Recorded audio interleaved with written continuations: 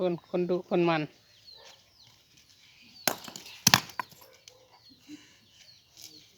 ดุแท้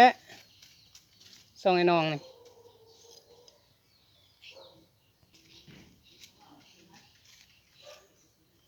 คนเก่งแท้วินพี่วินพาน้องเฮ็ดวะบ่วินพาน้องเฮ็ดเรียกวะ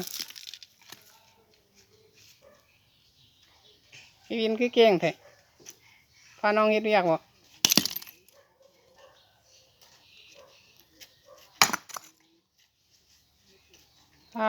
เก่งแท้